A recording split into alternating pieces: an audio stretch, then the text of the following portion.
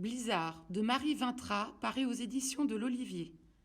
Au cœur de la tempête, un jeune garçon disparaît. Il n'aura fallu que quelques secondes, le temps de refaire ses lacets, pour que Bess lâche la main de l'enfant et le perde de vue. Elle se lance à sa recherche, suivie de près par les rares habitants de ce bout du monde.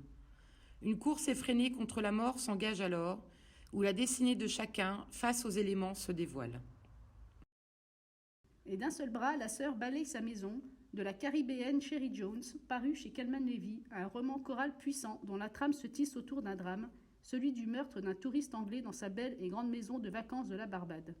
Un coin de paradis qui abrite également la misère et la violence. Un coup de cœur MCO.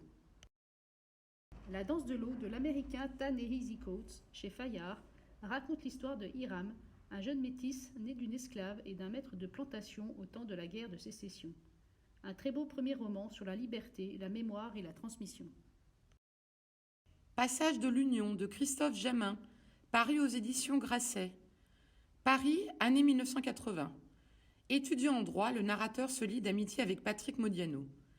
Devenu avocat, il plaide aux assises pour défendre un homme au passé douloureux, car sa sœur a disparu pendant la Seconde Guerre mondiale.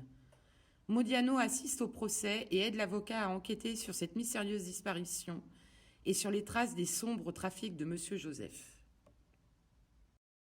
Au temps des requins et des sauveurs, de l'américain Kawhi Strong Washburn, chez Gallimard, détaille l'histoire d'une famille pauvre originaire de l'île d'Hawaï à partir d'un événement qui en marquera tous les membres, la chute d'un des enfants dans la mer infestée de requins et sauvé par l'un d'entre eux. La découverte d'un Hawaï mystique loin des clichés touristiques. Shuggie Bain du Britannique Douglas Stuart, paru chez Globe.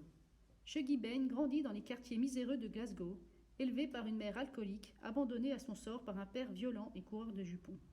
Ce premier roman coup de poing à la résonance autobiographique a remporté le Booker Prize en 2020 et est un coup de cœur MCO.